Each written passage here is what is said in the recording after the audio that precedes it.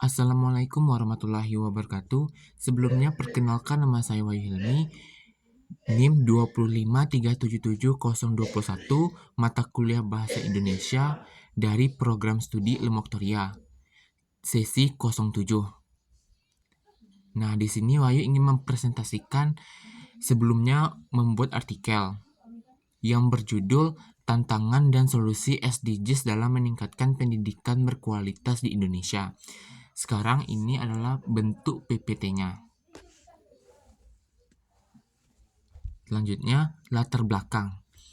Yang pertama, dasar pembangunan adalah pendidikan berkualitas SDGs 4 adalah pondasi utama kemajuan bangsa dan kunci keberhasilan seluruh agenda pembangunan berkelanjutan lainnya.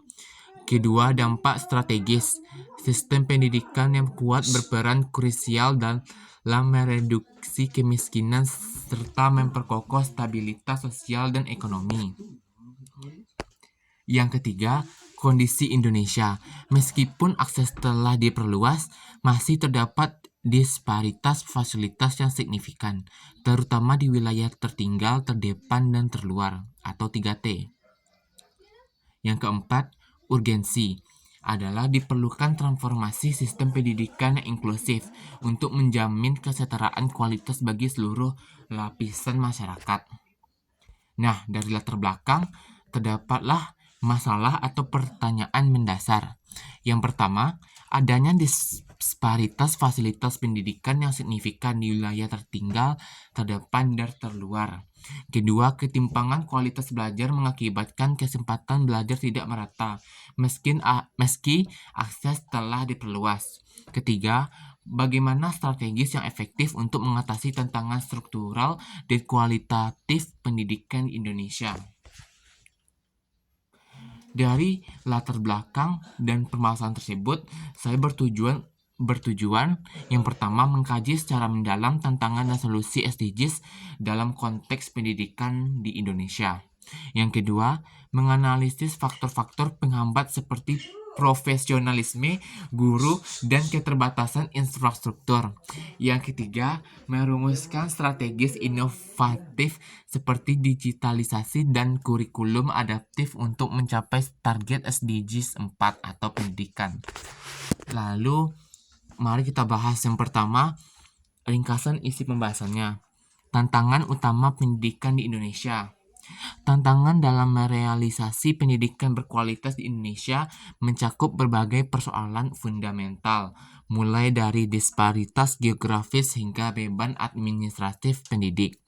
Salah satu problematik utama adalah kesenjangan standar kualitas antar daerah, di mana fasilitas pendidik di wilayah tertinggal, terdepan, dan terluar 3T masih menunjukkan ketimpangan signifikan dibandingkan wilayah urban.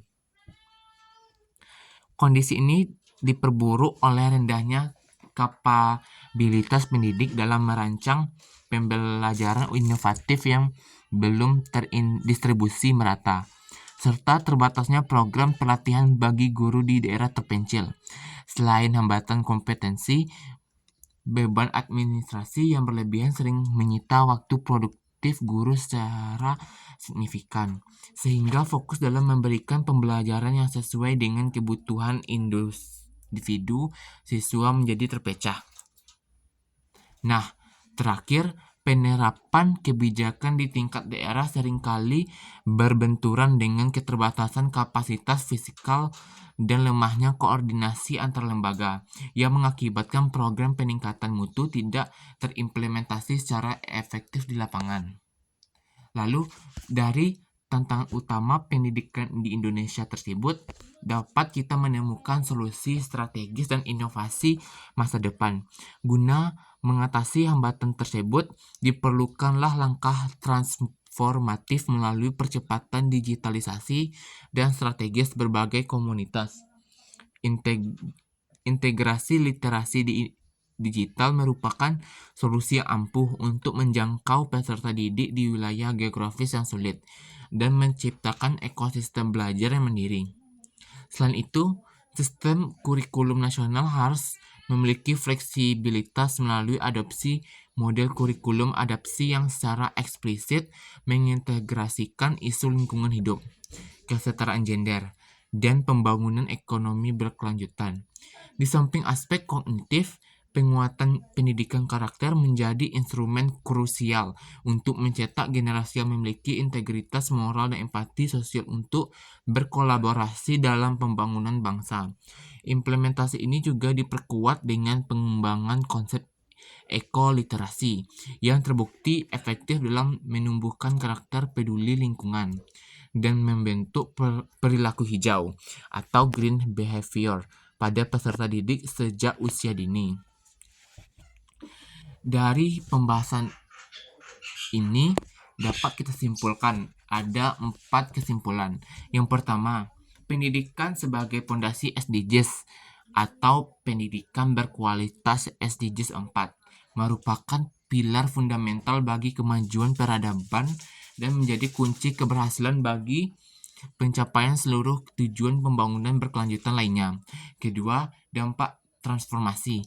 Penguatan sektor pendidik secara empiris mampu mereduksi kemiskinan, meningkatkan derajat kesehatan, serta memperkokoh stabilitas sosial dan ekonomi negara. Yang ketiga, faktor keberhasilan. Nah, keberhasilan pencapaian SDGs 4 di Indonesia sangat bergantung pada tindakan revolusioner menjadi pemanfaatan teknologi informasi dan penerapan kurikulum yang fleksibel untuk menjangkau seluruh lapisan masyarakat termasuk wilayah 3T tersebut.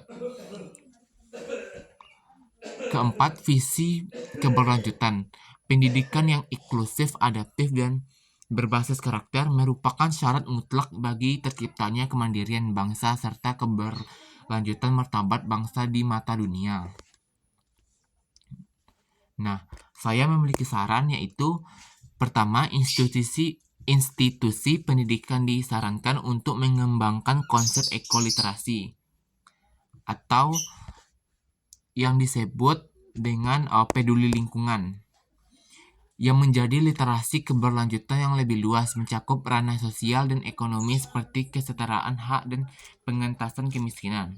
Yang kedua, diperlakukan kondisi yang lebih kuat antara pemerintah pusat dan daerah dalam menyediakan anggaran serta pembangunan infrastruktur fisik dan digital merata di wilayah terpencil.